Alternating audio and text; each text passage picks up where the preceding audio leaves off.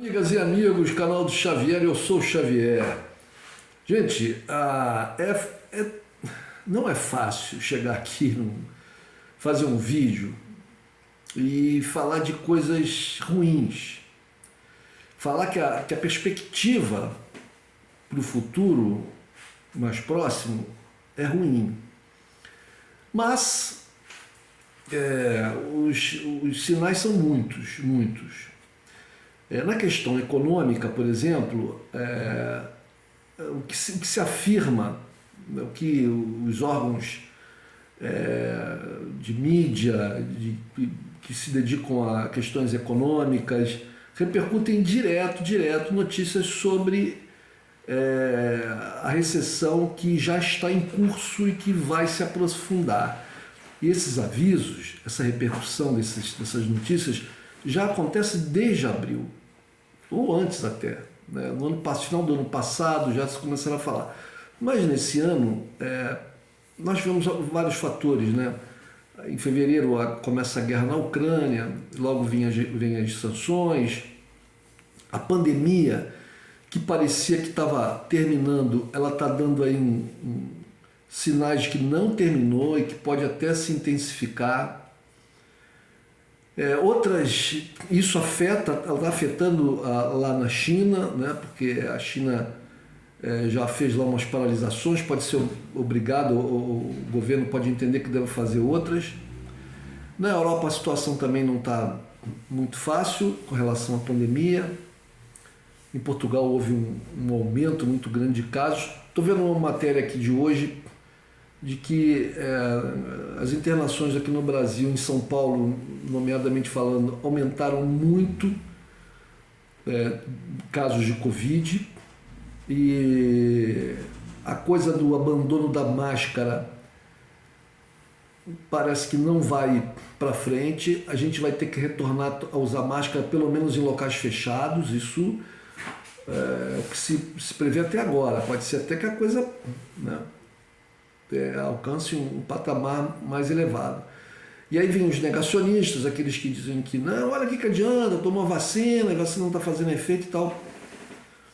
Essas pessoas não entendem que, independente de alguma coisa estar errada, né, independente de você imaginar que existe um grande complô mundial que envolve a liderança de vários países do mundo, inclusive países que são adversários, como Estados Unidos e Rússia e China, né? E Inglaterra e Rússia, etc., né? Todos eles estão de acordo, estão acordados num grande complô mundial, que os órgãos de ciência, de pesquisa do mundo inteiro, desses países tão diversos, também estão todos os cientistas do mundo estão todos mancomunados num grande complô para enganar as pessoas e para injetar na corrente sanguínea das pessoas, sabe-se lá o quê. O que acontece é que, se a gente pensar em outras doenças, e que as vacinas já estão aí há muitas décadas, né? Se a gente se voltar para as informações relativas a essas outras doenças, a gente vai perceber que muitas doenças que foram praticamente erradicadas por causa de vacinas, de vacinação em massa, volta e meia elas têm uma espécie de um refluxo, né? E o número de casos aparece, um número relativamente significativo, pelo menos, de casos aparece até assustando as pessoas, né? Mas essas doenças no passado causavam epidemias que matavam milhares de pessoas. Essas epidemias não têm acontecido há muitas e muitas décadas por causa das vacinas. Mas as vacinas, elas lidam com seres vivos, e a natureza, ela tem uma capacidade, uma inteligência, né? Eu estou aqui dando até atributos à natureza, né? Inteligência e tal. Bom, mas a inteligência que nós seres vivos temos vem da natureza, obviamente, né? Mas os vírus, os micro-organismos que produzem essas diversas doenças que acometem a humanidade, eles se modificam, eles são mutantes, né? Eles se adaptam, eles ficam resistentes. Então, a ciência, a medicina tem que estar sempre corrigindo esses medicamentos, essas vacinas. Não é uma luta fácil, não é uma coisa assim, você criou lá um negocinho, uma químicazinha qualquer, aplica nas pessoas, acabou. Não é, se fosse assim seria uma maravilha, mas não é assim. Então talvez as vacinas que nós desenvolvemos, quando eu falo nós, eu falo os países, né, a humanidade toda desenvolveu em vários locais do mundo, na Europa, nos Estados Unidos, na China, na Rússia, né, em Cuba, o Brasil ajudou também, vários outros, na Índia e vários outros países. Essas vacinas, elas foram para determinadas cepas, né, mas o vírus ele desenvolveu outras cepas, a questão da mutação. Bom, então, dito isso, que a gente vê nas notícias, a questão da pandemia que parece não estar resolvida. O vírus é mais resistente do que parece, né? Talvez a cura, melhor dizendo, o controle dessa doença ainda vai demorar mais um pouco de tempo, né? Então, todos esses fatores, aliados até a outras doenças que também têm aí surgido e assustado as pessoas, como a varíola dos macacos, uma hepatite aí meio diferente que também está acometendo pessoas e tal. Tudo isso vai criando uma sensação de medo nas pessoas, que faz com que as pessoas, muitas pessoas pelo menos, né, restringam a sua vida social e com isso restringe o movimento da economia. E aí os problemas, a guerra na Ucrânia, sanções contra a Rússia, a pandemia que já está aí, começou em 2020, né, gente? 20, 21, 22, que já tem 3 anos. Né? A quebra das cadeias logísticas, de produção, de comércio.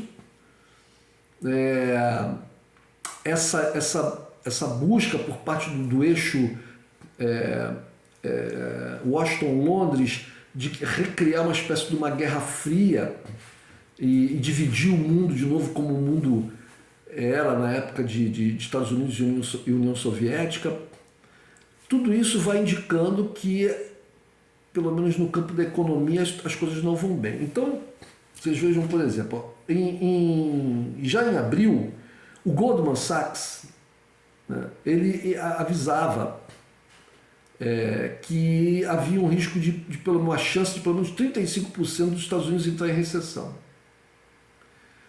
Bom, nesse mês de maio, o Morgan Stanley falou sobre recessão nos Estados Unidos, a Oaktree, que é uma gestora de recursos muito grande, Oaktree, melhor dizendo, Oaktree é o nome correto, né, que é o nome da árvore carvalho em inglês, Oaktree.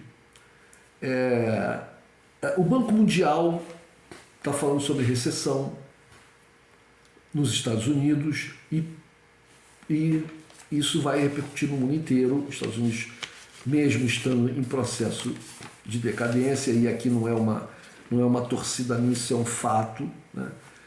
Os Estados Unidos está sendo ultrapassado pela China, está perdendo o posto de maior economia do mundo, mas os Estados Unidos são uma economia muito importante, tem aí por volta de 20 ou pouco mais por cento da economia mundial. Se os Estados Unidos, né, entram em recessão, o mundo todo sofre com isso. Mas a questão da guerra na Ucrânia, a questão do petróleo, essa inflação, a questão do petróleo e do gás, aumento muito grande, organismos internacionais aí apostando, o Bank of America apostando que nessa semana passada que o petróleo chegaria a $150 em breve, né? Existem alguns analistas mais temerosos que falam em $200 ou até mais do que isso. A questão do trigo, porque a Ucrânia, um dos grandes produtores de trigo, não está exportando. A Rússia está com sanções, está tendo dificuldade de exportar. O trigo é um alimento, né, base no mundo inteiro. A questão dos óleos vegetais, porque a Ucrânia é um grande produtor exportador de óleo também, de óleo de girassol, e que ela não está exportando. A questão dos fertilizantes, por causa das sanções que atinge a Rússia e a Bielorrússia. Os fertilizantes são fundamentais para a agricultura no mundo inteiro. Né, gente? Então, todas essas questões estão fazendo com que o preço dos alimentos, que é uma coisa básica, que atinge principalmente as pessoas mais pobres, a classe média baixa, né? Atinge principalmente os miseráveis, né? As classes mais baixas, os pobres mesmo. Mas aí a classe média baixa, a classe média, até a classe média com viés de alta é atingida pela alta dos alimentos. Porque se os alimentos básicos, né, in natura aumentam de preço, os alimentos também já processados e tal, né, ou de categoria mais refinada, também sobem de preço. Né? Então as pessoas de classe média mais alta que já pagam um valor mais caro pelo aquilo que consomem como alimento, mas não sentem muito, que tem um poder aquisitivo mais alto, mas aí esses preços começam a subir muito também. E aí essas pessoas também começam a sentir. Ou seja, na economia do mundo se vislumbra uma recessão. E uma recessão com inflação. Agora, esses dias, ontem, ou anteontem no máximo, o famoso empresário sul-africano, Elon Musk, né, um dos homens mais ricos do mundo, se não é o mais rico atualmente, é um dos mais ricos, disse que teve um pressentimento de que vai vir uma recessão forte e disse que vai demitir 10% da sua força de trabalho das suas empresas e possivelmente muitos investimentos que ele anuncia aí, inclusive veio aqui no Brasil, o governo Bolsonaro recebeu aí com muita pompa e circunstância, mas muitos desses investimentos, a tentativa dele de comprar o Twitter parece que não foi para frente, ele ficou meio com o pé atrás, parece que desistiu. Então isso é um péssimo sinal, porque se um cara como ele, né, que é um dos homens mais ricos do mundo, e obviamente tem informações que eu aqui, né, o Xavierzinho aqui não tem, né? As pessoas que estão me assistindo aqui, a maioria não tem. Se ele está botando o pé para trás, né, gente, é porque a situação não está com um bom visual, um bom panorama, né, do futuro econômico, né, daqui para frente. Então, está todo mundo avisando, todos os órgãos, todos avisando. Recessão, inflação. Então, esse ano de 2022, aqui no Brasil, com o desgoverno do Bolsonaro, um desgoverno agora com gastança exageradíssima para poder garantir a sua reeleição, né? É um dinheiro que é gasto no suborno, na corrupção, né? É gasto para encher o bolso do político corrupto e fisiológico.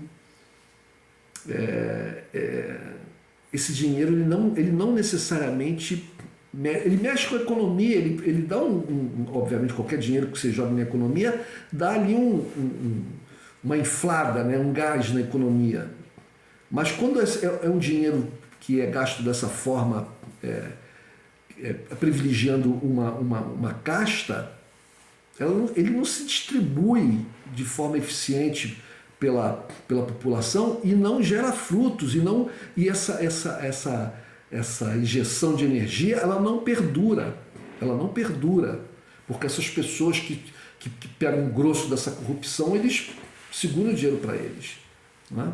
Então, em vez de você ter, por exemplo, 1 bilhão, um investimento correto, bem desenhado, etc., e esse 1 bilhão vai se dissolver, vamos dizer assim, ele vai se pulverizar pela sociedade, né, atingindo o maior número de pessoas possível, não. Quando é um projeto já viciado, já voltado para satisfazer o interesse dos corruptos, ele vai se concentrar no bolso de algumas pessoas.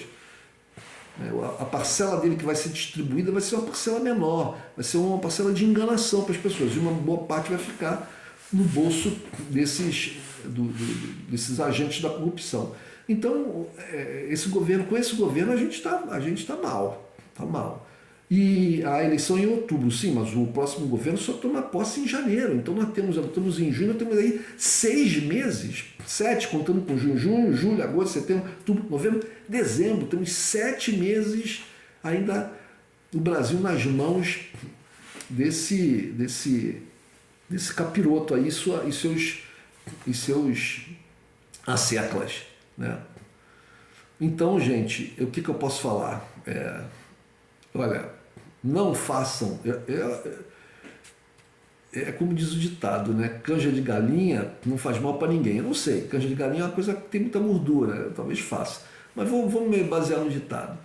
Se a coisa melhorar, seguindo determinadas regras, você vai se dar bem sempre, ou pelo menos menos mal. Então, as pessoas devem, eu penso, devem procurar evitar gastanças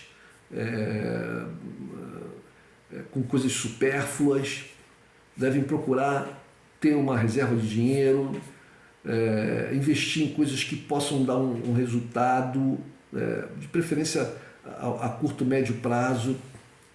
Investimentos de longo prazo devem ser feitos de forma muito parcimoniosa.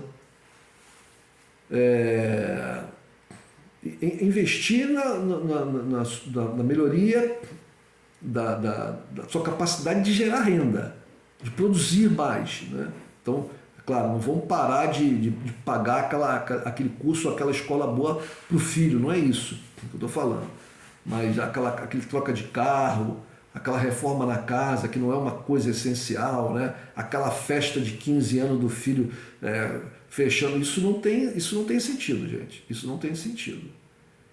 Em tempos de vacas magras, a gente tem que guardar as espigas. Não é isso? Então é isso. Vamos ver se a coisa não fica tão feia como parece, mas a gente vai se precavendo. Que, como diz o ditado também, o homem prevenido vale por 2. Né? É isso aí, meus amigos. Um abraço.